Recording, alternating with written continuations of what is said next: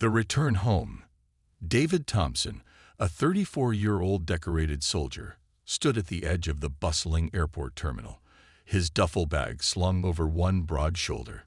His dark hair was speckled with gray, not from age, but from years of stress and hardship in service.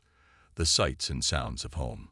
People chatting, the hum of escalators, and the faint clatter of coffee cups at nearby kiosks were a distant contrast to the harsh echoes of his recent deployment. His olive-green uniform was crisp, every stitch carefully pressed, representing both his rank and the sacrifices he had made for his country. It had been a long time since David felt the warmth of home, the soft touch of familiarity. His deployment had taken him to distant lands, deserts, jungles, and conflict zones, places where life and death played out like an unpredictable game of cards. Yet here, in the airport, life moved on uninterrupted. People hurried past him, focused on their own worlds, unaware of the stories he carried with him. Stories of brothers lost in battle, victories celebrated with cautious joy, and moments of quiet despair as he wondered if he'd ever make it home again. Clutching his first-class ticket, David allowed himself a small smile. It was the first time he'd ever splurged on something so luxurious. Normally, his money went towards practical things, mortgage payments, bills, and savings for his daughter's college fund. But this time was different. He deserved this, he told himself. After months of back-to-back missions, after nights spent beneath foreign stars, haunted by the sounds of war, David knew he had earned this brief moment of peace. His mind flickered back to his family, his wife, Susan, and his daughter, Chloe. They had waited patiently for his return, sending letters, care packages, and videos that had been his lifeline during the darkest times. Susan, with her comforting smile and unwavering strength, had always been his rock. And Chloe, his little girl, had grown so much in his absence. He could barely recognize her in the recent photos. A teenager now, with dreams of college and a future beyond the war that had consumed so much of his time. The first-class seat wasn't just about luxury. It was about reclaiming something he had lost: normalcy. For a few hours, he wanted to sit in a comfortable chair, drink a glass of wine, and let the world blur into a soft hum. No drills, no alarms, no enemy lurking behind the next corner. Just peace. As he approached the check-in counter, the air hostess smiled warmly. "Thank you for your service, sir," she said, handing him his boarding pass. David nodded in response, used to these gestures. They were well-meaning, of course, but they carried the weight of everything he had been through, everything he had seen. Sometimes, the thanks felt too small, too superficial for the magnitude of the experiences he had lived. "Have a safe flight," she added. "Thanks," David replied, his voice deep and calm. His words, like his demeanor, were steady, designed to reassure those around him, even though the storm of memory swirled just beneath the surface. As he moved towards the boarding gate, his phone buzzed in his pocket. It was a text from Susan. "Can't wait to see you. Chloe's counting down the minutes. Safe flight. Love." David's heart swelled at the thought of reuniting with his family. It was the beacon that had kept him going through sleepless nights and endless patrols. Soon, he would be home. But first, this flight. The line for boarding had already begun to form. A mix of travelers filled the queue. Business people with their laptops and briefcases, vacationers in their bright, tropical shirts, and families wrangling excited children. David stood quietly among them, a pillar of calm amid the flurry of movement. Just ahead, the first-class boarding sign flashed, and David stepped forward. He was ready to enjoy this rare indulgence, ready to let go of the burdens he had carried for so long, even if just for a few hours. As he approached the gate, he noticed a woman standing to the side, her arms crossed tightly, her expression sharp and unwelcoming. She was well-dressed, a designer handbag slung over her shoulder and sunglasses perched on her head despite the indoor lighting. Her eyes, however, were fixed on him with an intensity that felt uncomfortably familiar. Judgment. David had seen that look before, in countries torn apart by war, in eyes that couldn't understand the complexities of the life he led. He paid her little mind at first, brushing it off as a passing glance. But as he handed his boarding pass to the flight attendant and prepared to step onto the plane, the woman made her move. "Excuse me," she said loudly, her voice dripping with disdain. "Are you sure you're in the right line?" David turned to face her, his brow furrowed in confusion. He looked down at his first-class boarding pass, then back at her. "I believe I am," he said, his voice steady but firm. The woman's lips curled into a smirk, and she stepped closer. "First class is for paying customers, not charity cases." David's stomach tightened. He had heard words like these before, subtle, yet loaded with meaning. But coming from a fellow passenger in a place where he expected peace, the sting was deeper than he anticipated. "I paid for this ticket," David replied, his tone still controlled but now edged with a quiet strength. The woman scoffed. "Right. And I suppose you're some kind of hero too, huh?" David remained silent. He didn't need to defend himself. His uniform spoke volumes, his actions, his sacrifices. But the woman was undeterred. She was on a mission, fueled by something deeper, something ugly and festering. "I don't know how you got that uniform, but you don't belong in first class," she sneered. "People like you should know their place." David felt the tension rise in his chest, but he forced himself to remain calm. He had faced far worse than this. His instinct was to walk away, to let the situation diffuse on its own. But before he could take another step, a voice came from behind him. "Ma'am, is there a problem here?" David turned to see a man standing just a few feet behind him, his eyes locked on the woman with a quiet authority. The man was dressed in a simple suit, but there was something in his posture, something in the way he held himself, that suggested he was more than just another passenger. The woman hesitated, glancing between David and the man, her arrogance faltering for the first time. "No problem," she muttered, her voice losing its edge. "Just confusion." But it was clear to everyone around that this was no simple confusion. It was something more, something darker. And as David stepped onto the plane, he could feel the weight of the moment settling over him. This was not over. Not yet. The confrontation begins. David stepped onto the jet bridge. The cool air from the plane's cabin, a refreshing contrast to the warmth of the airport terminal. His heart beat with a mixture of anticipation and exhaustion. After months of combat zones and military discipline, this moment of normalcy felt almost surreal. As he walked towards the plane's entrance, the memories of long nights under foreign skies, sandstorms whipping through the desert, the deafening sounds of distant gunfire, began to fade. In their place came thoughts of his family. Susan, his rock, had held everything together during his absence. Chloe, his daughter, was growing up faster than he could keep up with. The war had taken him away from so much, but today was a small gift, a few hours of calm before he could embrace the people who mattered most. But as David approached the threshold of the plane, the voice of the woman who had confronted him earlier pierced through his thoughts again. He glanced over his shoulder and saw her walking briskly towards him, her expensive handbag swaying with each sharp step. The judgment in her eyes had not softened. "Excuse me," she said with a tone that demanded attention. She stood just outside the first-class section, her presence loud and unapologetic. David took a deep breath. He had faced worse confrontations, far more dangerous ones, in life-threatening situations. But this was different. Here he was, back in his own country, expecting to be treated with respect, only to be met with blatant hostility from a fellow traveler. It caught him off guard, not because of the confrontation itself.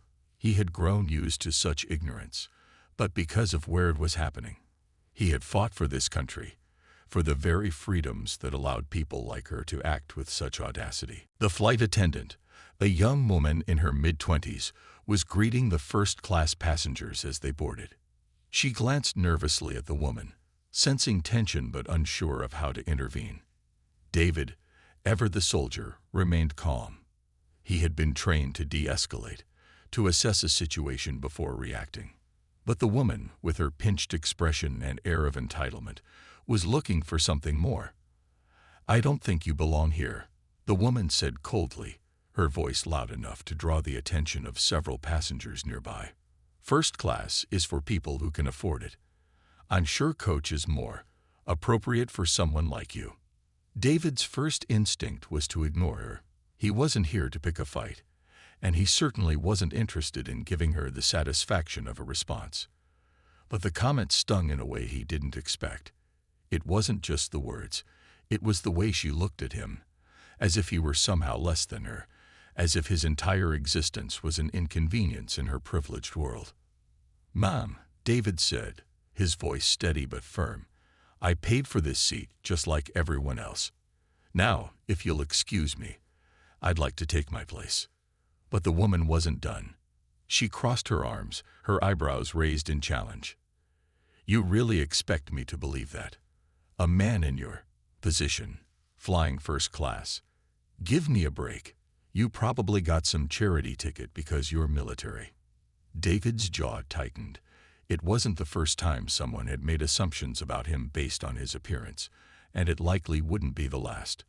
But the woman's brazen dismissal of his service, the way she reduced him to nothing more than a stereotype, was infuriating. Before David could respond, the man from earlier, the one who had watched the exchange at the gate, stepped forward again. He was closer now, standing just behind the woman. This time, David could see him more clearly. He was tall, with a lean build, dressed in a tailored suit that spoke of success without arrogance. His face was calm, but his eyes were sharp, taking in every detail of the situation. "Ma'am," the man said, his voice authoritative yet calm, "I think you've said enough." The woman whipped around, clearly not expecting to be interrupted. Her eyes narrowed as she sized up the man, but his presence seemed to unnerve her. "And who are you?" she demanded, her voice faltering slightly. "I'm just someone who believes in treating people with respect," the man replied evenly, "especially someone who served our country." The woman's face flushed. She opened her mouth to retort, but seemed to think better of it. Instead, she shot David one last glare before turning on her heel and storming down the aisle towards her own seat, her heels clicking sharply against the floor. David stood still for a moment, exhaling slowly, letting the tension drain from his body. He was used to conflict, but this kind, the kind that came from ignorance and arrogance, always left a bitter taste in his mouth. The man in the suit stepped forward and offered his hand. "David Thompson, right? Sergeant First Class." David blinked, momentarily taken aback. "Yeah," he said, shaking the man's hand firmly. "How did you know?" The man smiled faintly. "I recognized your name from an article I read a while back. You've done some incredible things overseas. I'm John Matthews, by the way. It's an honor to meet you." David nodded, feeling a sense of relief at the change in the conversation. "Thank you, John. Appreciate it." "No need to thank me," John replied. "I saw what was happening and couldn't just stand by. People like her, they don't understand what it means to serve. You shouldn't have to deal with that kind of ignorance." David appreciated John's words, but he also knew that ignorance was something that ran deep, something that wouldn't be fixed with a simple conversation. Still, it was nice to have an ally, even if only for the moment. As they entered the first-class cabin together, David felt the eyes of a few passengers on him. Some were curious, others indifferent. He didn't care. He had earned this seat, just as much as anyone else in the cabin, maybe more. He took his seat by the window, setting his duffel bag beneath his feet. The soft leather of the first-class chair was a far cry from the hard seats of military transports, and for a moment, he allowed himself to relax. He stared out the window, watching as the ground crew prepared the plane for takeoff, and let his thoughts drift back to Susan and Chloe. Soon, he'd be with them, and this incident would be nothing more than a fleeting memory. Next level. But as the plane began to taxi down the runway, David couldn't shake the feeling that something had shifted. The confrontation with the woman was over, but the implications of her words lingered in his mind. It wasn't just about her. It was about the world he had come home to, a world where people made assumptions, where they judged others without understanding the weight of their experiences. As the plane lifted off, David closed his eyes and exhaled, pushing the thoughts aside. He would deal with them later. For now, he had earned his peace, and he was going to enjoy it, if only for a few hours. To be continued. In this part, we explore the confrontation in more depth, bringing in the complexities of discrimination, misunderstanding, and the impact of ignorance. The scene is set for deeper exploration of the consequences of this encounter and the ripple effect it will have on the lives of everyone involved, especially David. The story now begins to shift towards the themes of redemption, transformation, and unexpected consequences, as the next part will introduce more characters and conflicts that take this narrative to. The ripple effect. The plane ascended smoothly, leaving the city lights behind, casting a serene twilight glow through the windows of the first-class cabin. David sat back in his seat, the faint hum of the engines vibrating beneath him. He allowed the tension from the earlier confrontation to dissipate, though the woman's biting words still echoed faintly in his mind. As he stared out at the sky, his thoughts wandered back to his wife, Susan, and his daughter, Chloe. They had always been his anchors in a life filled with uncertainty. Susan was strong, stronger than he often gave her credit for, holding down the fort at home while he was away. Chloe was his light, her laughter and excitement over video calls a reminder of what he was fighting for. He hadn't seen them in over a year, missing out on birthdays, anniversaries, and everyday moments that could never be recaptured. He smiled slightly, picturing Chloe's face when she saw him walk through the door. She would probably squeal with excitement, her gangly teenage arms wrapping around him as she tried to hug him and tell him everything that had happened since he'd been gone. All at once, Susan, more composed but no less emotional, would stand behind her, her eyes welling with quiet tears, always the calm, steady presence. David's heart ached with longing, but that ache was softened by the knowledge that he'd be home soon. His thoughts drifted to how life would be different now. No more deployments, no more early morning goodbyes. He was finally taking a step back from the front lines to focus on the things that truly mattered. But peace, as always, was fleeting. "Sir," a soft voice interrupted his thoughts. David looked up to see the flight attendant standing beside his seat, holding a glass of water. "Would you like something to drink? We have wine, champagne, and a variety of soft drinks." David shook his head. "Just water, thanks." She smiled and handed him the glass. "If you need anything, don't hesitate to ask." He nodded his thanks and watched her walk away, her professional demeanor unshaken by the minor drama earlier. The cabin was quiet now, passengers settling into their seats, the gentle glow of reading lights casting soft shadows. A few rows ahead, the woman who had confronted David earlier was fussing with her handbag, her posture stiff and unyielding. He could feel her occasional glances in his direction, but he refused to engage. It was over. Or so he thought.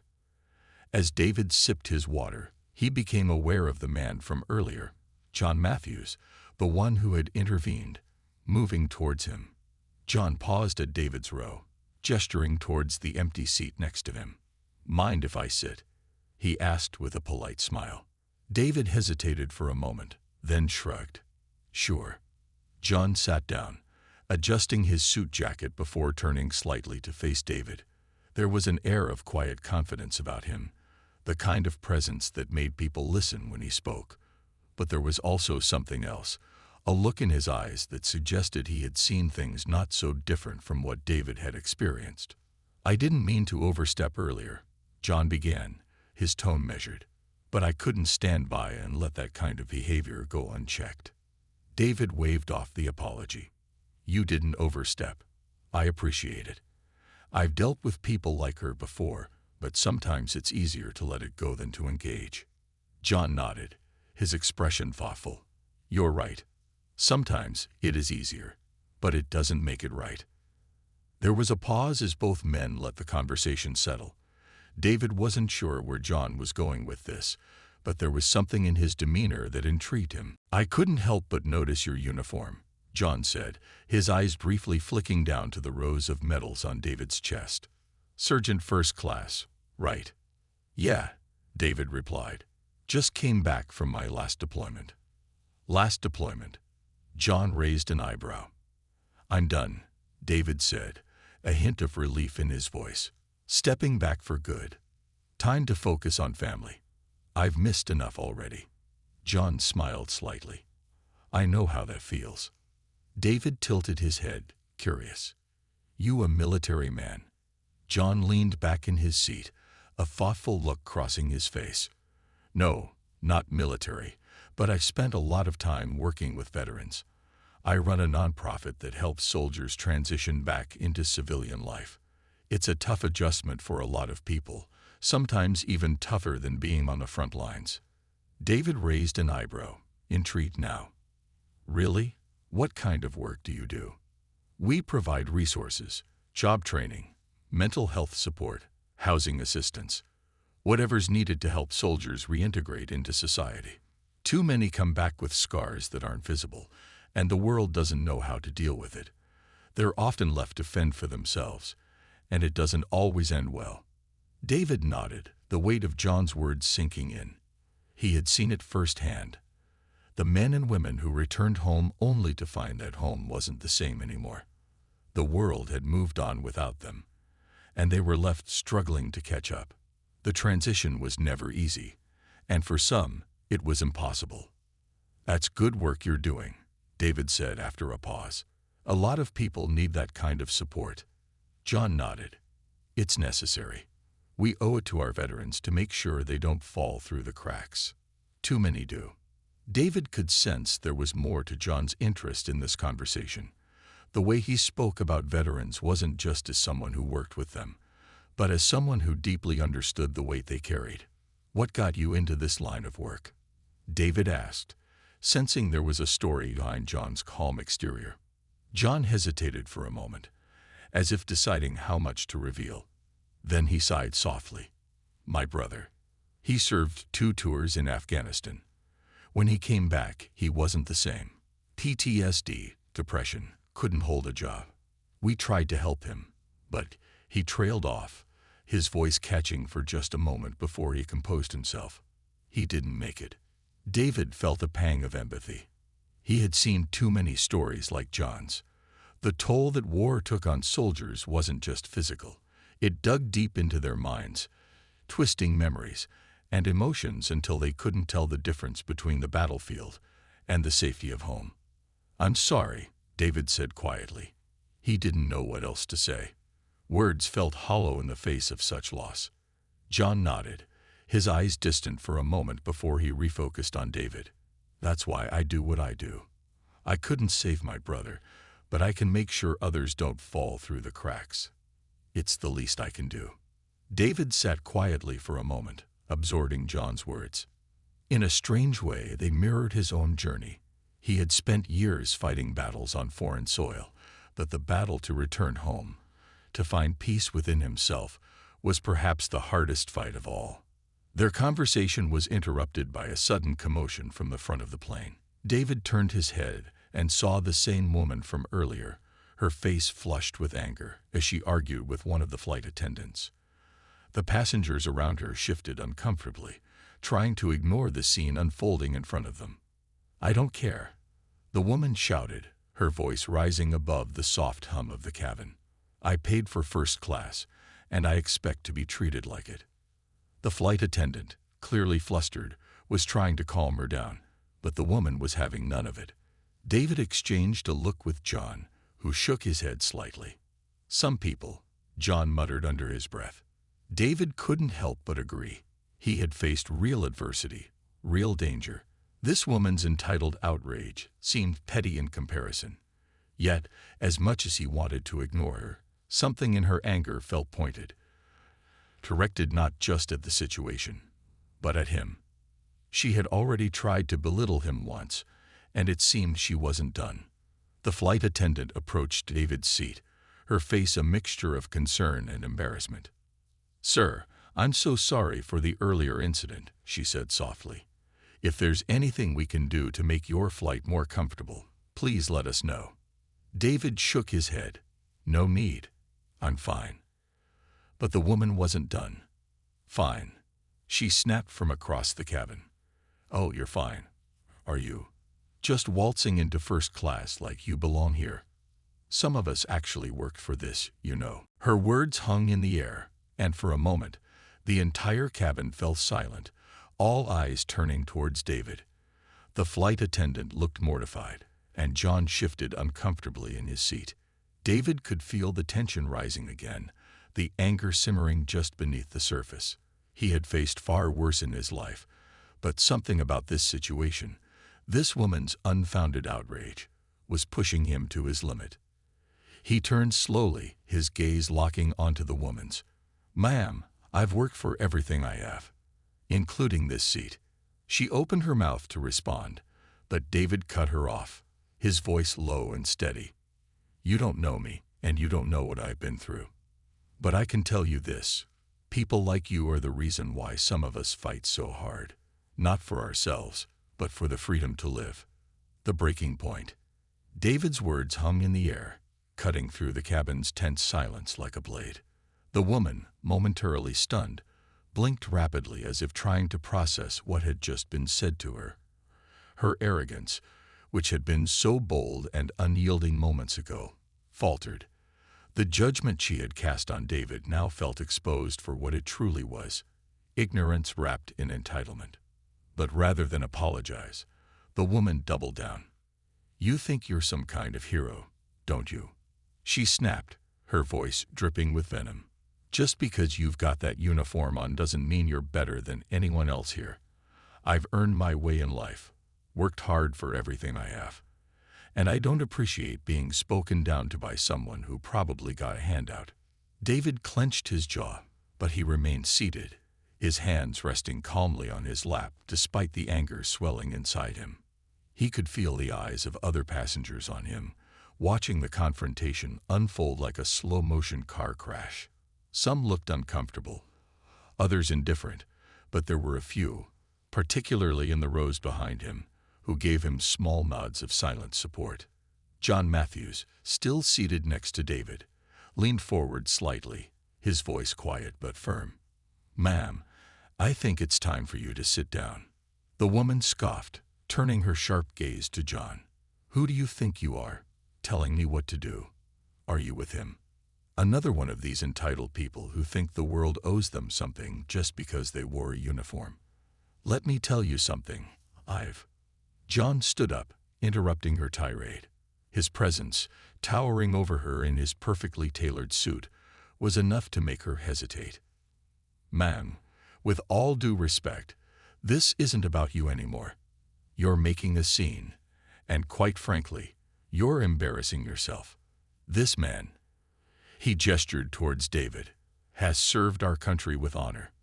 You don't know what he's been through, and you certainly have no right to question his worth or why he's sitting in first class." The woman's face reddened, but before she could respond, another passenger, an older man sitting 2 rows behind David, spoke up. "Yeah, lady, give it a rest. The man's earned his seat. We don't need this drama on a plane." Another voice chimed in, this time from across the aisle. "You're acting like a child. Sit down and be quiet." The tide had turned, and the woman realized it. She looked around, her eyes wide with surprise, as she realized that not a single person was backing her up.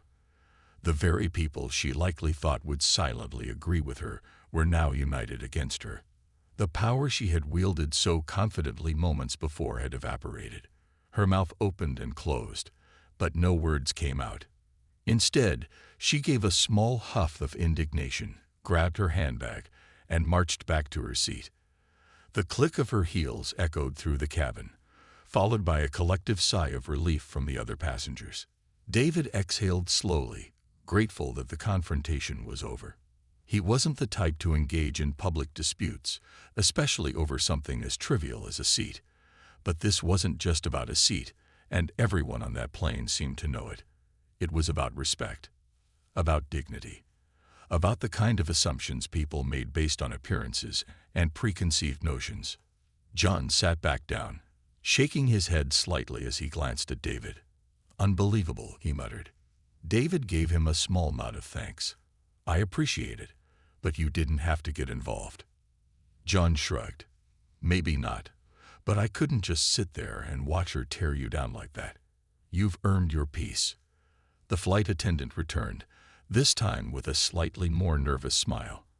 "I'm terribly sorry for the inconvenience, sir," she said, her eyes darting from David to John. "If there's anything I can do to make your flight more comfortable, please let me know." David shook his head. "No need. Everything's fine." She nodded, clearly relieved, and quickly retreated to the galley. David settled back in his seat, but the earlier calm he had hoped to regain was gone. His mind was still buzzing with the memory of the woman's words, the assumptions she had made about him, and the feeling of being judged not for who he was, but for how he looked. It wasn't new. It had happened before, and it would likely happen again, but it never got easier. John, sensing David's unease, turned to him once more. "You ever get tired of it?" David glanced at him, surprised by the question. "Of what?" John gestured vaguely towards the aisle, where the woman had disappeared. "The assumptions, the ignorance. People thinking they know you because of the uniform, or because of the color of your skin, or where you come from." David considered the question for a moment. "Yeah," he admitted quietly. "I do. But it's part of life, isn't it? People make assumptions. You can't control what they think." John nodded, but there was a sadness in his eyes. "True, but it doesn't make it right." David sighed, rubbing a hand over his face. "No, it doesn't." There was a pause, a heavy silence that settled between them. Outside the window, the sun was beginning to dip below the horizon, casting the sky in hues of orange and pink. The plane hummed softly as it cruised through the air, a stark contrast to the storm of emotions swirling inside David. "I get what you mean," John continued, his voice thoughtful. "My brother, he dealt with it all the time. People made assumptions about him because of his PTSD. They'd see him struggling and think he was weak, or that he couldn't handle life. They didn't know what he'd been through, didn't care to understand. It ate him up inside." David glanced at John, hearing the pain in his voice. "You mentioned your brother earlier," he said gently. "Sounds like he went through a lot." John nodded, his eyes distant. "Yeah, he did. He was a good man. Strong. But war changes people. It takes pieces of you that you never get back. And when he came home, it was like he wasn't really home at all. He was still fighting a war in his head, and the rest of the world had moved on." David understood all too well. He had seen it in his own comrades, the 1,000-yard stares, the sleepless nights, the silent battles waged behind closed doors. War left scars, not just on the body, but on the mind. And for many, those scars never healed. "I'm sorry for your loss," David said quietly. "It sounds like he was a good man." John gave a small, sad smile. "He was. And that's why I do what I do. To honor him. To help others who come back and feel like they don't have a place in this world anymore." David felt a deep sense of respect for John. It wasn't often that he met people who truly understood what soldiers went through, especially those who hadn't served themselves. But John's empathy ran deep, shaped by his own personal loss. "Your work, it makes a difference," David said. "More than you know." John nodded, but there was a heaviness in his expression, a weight that David recognized. It was the burden of carrying other people's pain, of trying to fix something that sometimes couldn't be fixed. "Maybe," John said after a pause, "but sometimes it feels like we're fighting a losing battle." David looked at him, hearing the frustration in his voice. "You can't save everyone," he said gently.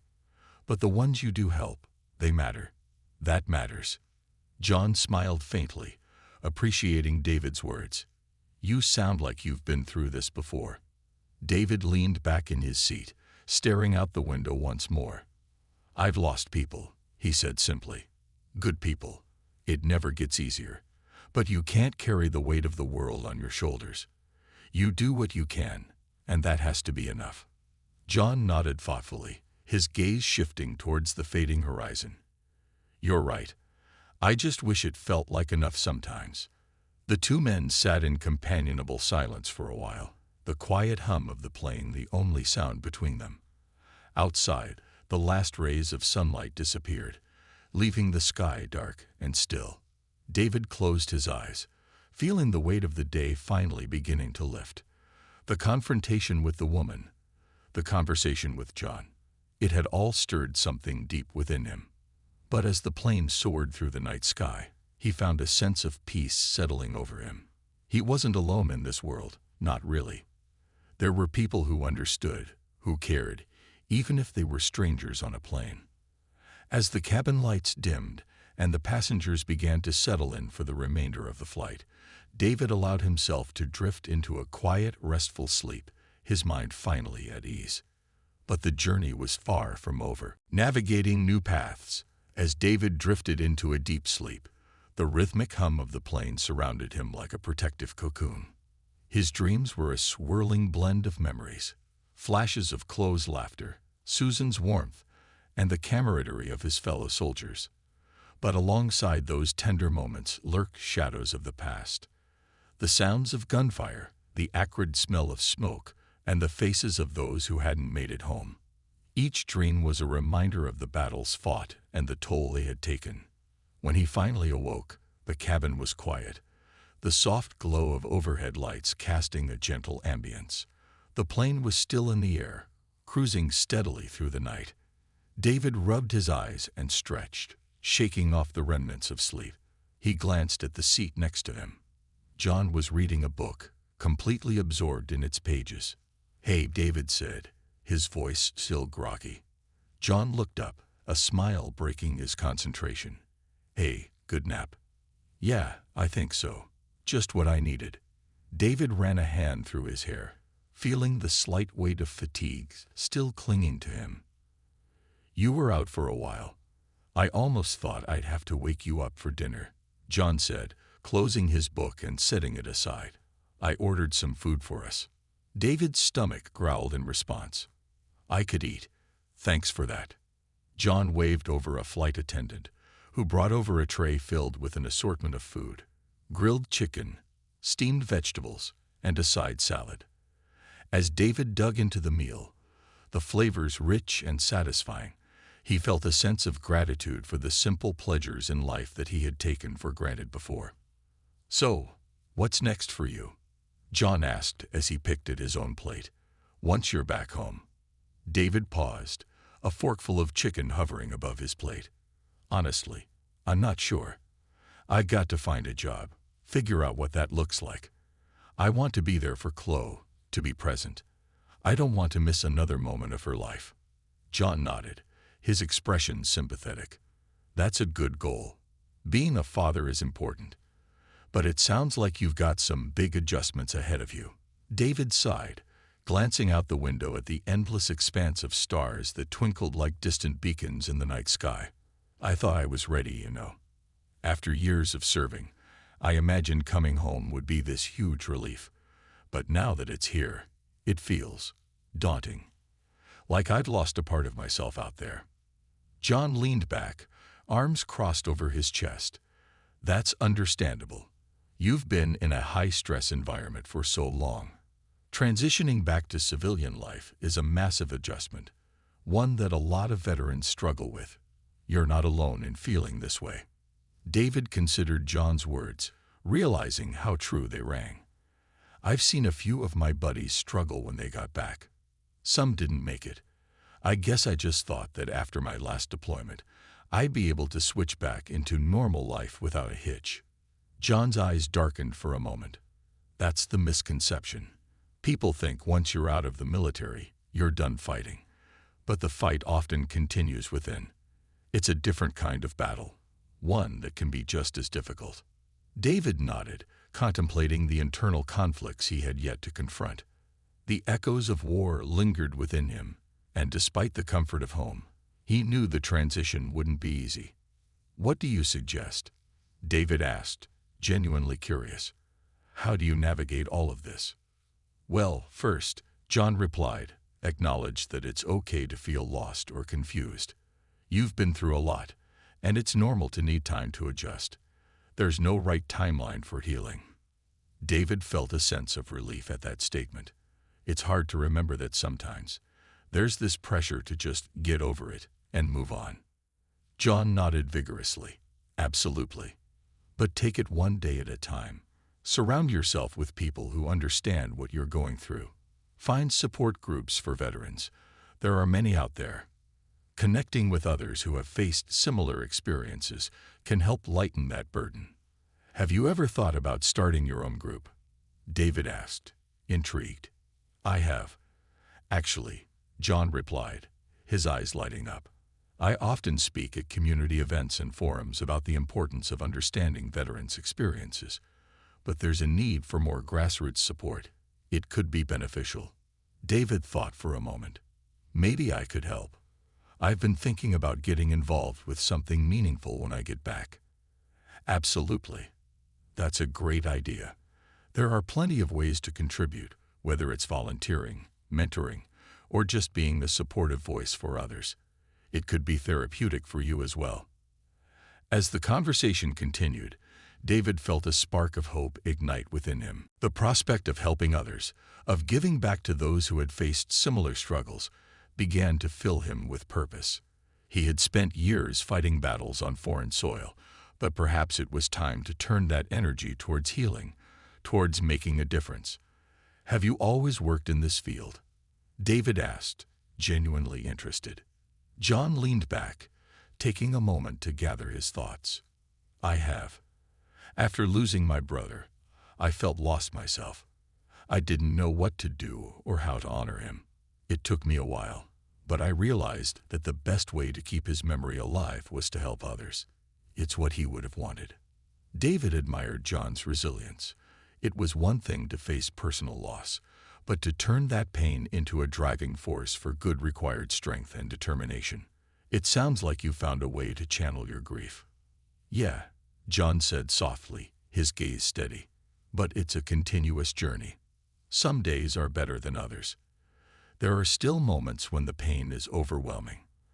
But I've learned to embrace those feelings instead of hiding from them." The conversation flowed easily, a shared understanding bridging the gap between two men from different walks of life. They spoke of their dreams, their fears, and the uncertainties that lay ahead. David felt the weight of his past slowly lifting, replaced by a sense of camaraderie and hope. As they finished their meals, the cabin crew began serving dessert, a selection of chocolates and fruit. David took a piece of dark chocolate, savoring the rich flavor as it melted in his mouth. It was a small moment of indulgence, a reminder that even in times of uncertainty, there could still be sweetness. "I've been thinking about starting a veterans network when I get back," David finally admitted, a newfound enthusiasm igniting his words. "A place where people can share their stories and support one another. Maybe even workshops to help with the transition." "That sounds like an incredible idea," John said, his eyes gleaming with encouragement. "You could offer resources, share experiences, even help connect veterans with jobs. It's all about building a community." David's heart raced at the thought.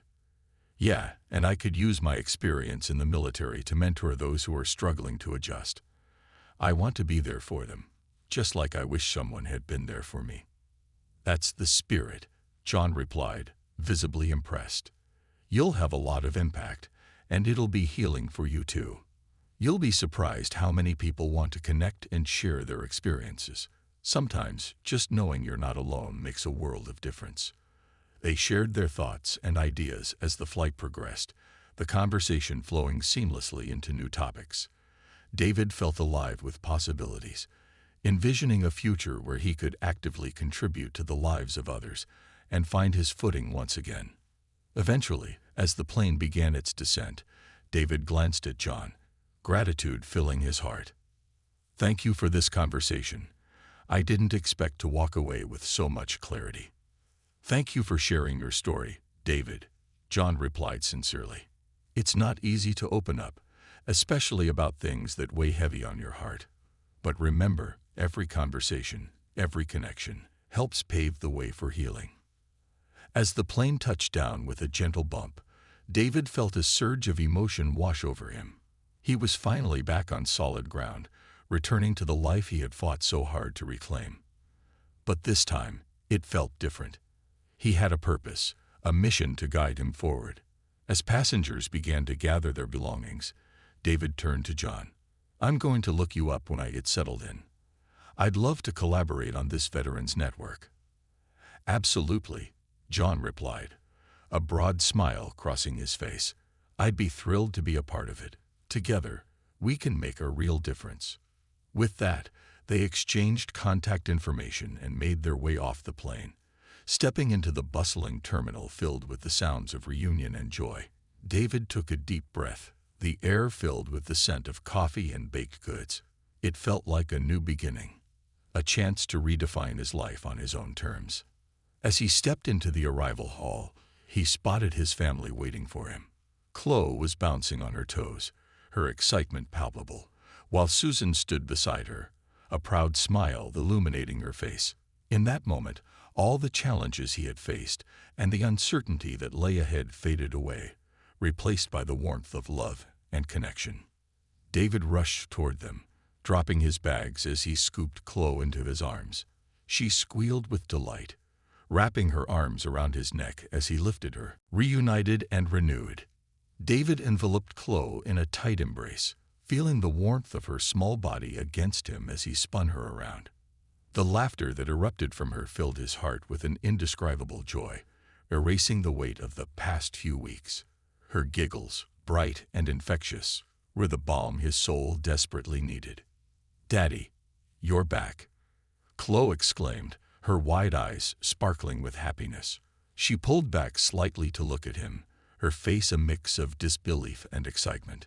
"You promised you'd come home for my birthday." "I wouldn't miss it for the world," David replied, planting a kiss on her forehead. He glanced over at Susan, who stood a few steps away, tears glistening in her eyes. "Hey, beautiful," he said, his voice softening. Susan rushed into his arms, her embrace tight and reassuring. "I missed you so much," she murmured against his shoulder, her voice trembling slightly. David held her close, feeling a sense of safety and belonging that had been absent for far too long. "I missed you too, more than I can say.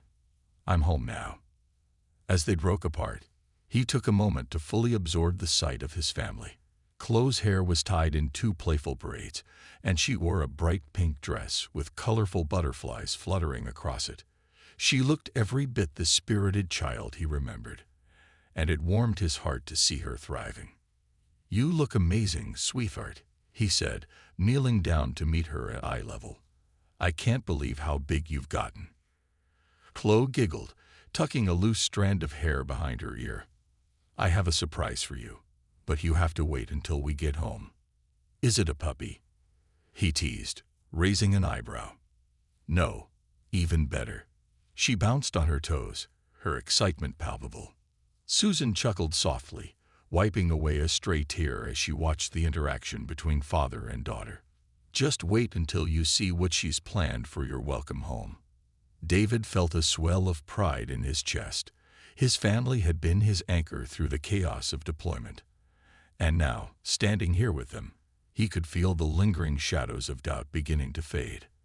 "I can't wait," he said, smiling at both of them.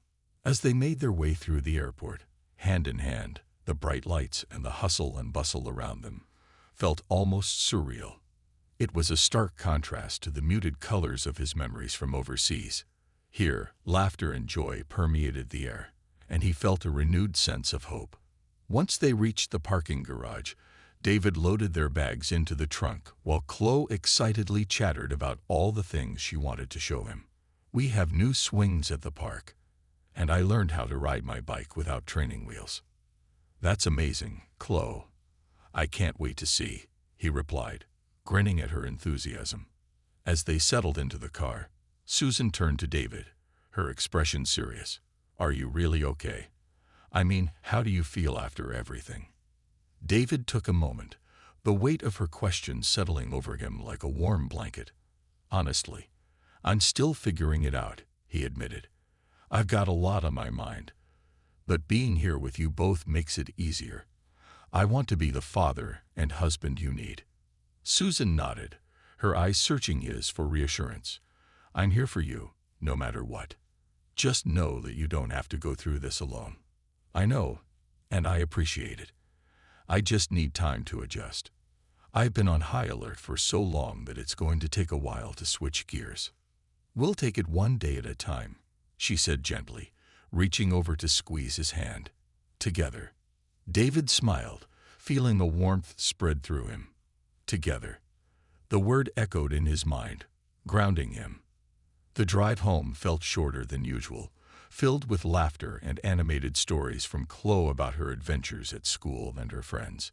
Each moment solidified his resolve to embrace this new chapter of his life. As they pulled into the driveway, David's heart raced with anticipation. The house stood before them, bathed in the soft glow of porch lights, a sense of familiarity washing over him. Susan had worked hard to make it a home, a sanctuary filled with love and laughter. Okay, close your eyes, Chloe commanded, jumping out of the car before David could even protest. No peeking. David chuckled, complying with her playful demand. All right, no peeking. With her small hands guiding him, he felt her lead him to the front door. The thrill of surprise mingled with the warmth of love as he tried to suppress a smile. Ready? Chloe asked, her voice barely able to contain her excitement. Ready. Okay. Open. David opened his eyes to the sight of a beautifully decorated living room.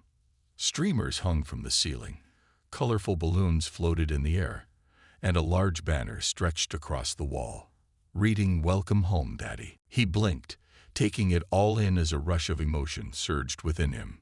Wow, you did all this for me? He asked, looking at Chloe and then at Susan, who stood proudly beside her. Surprise! Chloe shouted, her arms flailing in joy. I can't believe it. This is incredible, David exclaimed, crouching down to Chloe's level. You're the best little planner ever. Chloe beamed with pride, her cheeks flushed with happiness. And there's cake. Mom made your favorite. The living room erupted with laughter and chatter as family and friends began to gather, all eager to welcome David home. He felt enveloped by a wave of warmth and joy, realizing that this was exactly what he had fought for, a life filled with love, laughter, and connection. As the evening unfolded, David reveled in the stories shared, the love poured out, and the comfort of being surrounded by those who cared for him. Each hug felt like a healing balm on his soul, and every laugh echoed in his heart, reminding him of the importance of family and friendship. Amidst the celebration, David stole a few moments to step outside into the cool night air.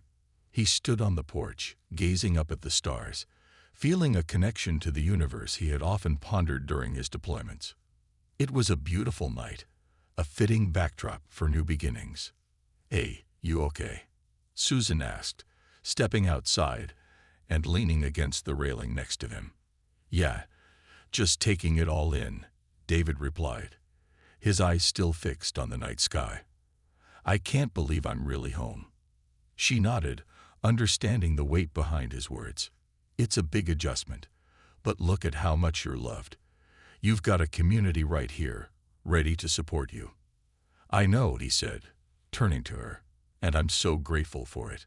I want to give back. I've been thinking about starting the Veterans Network to help others.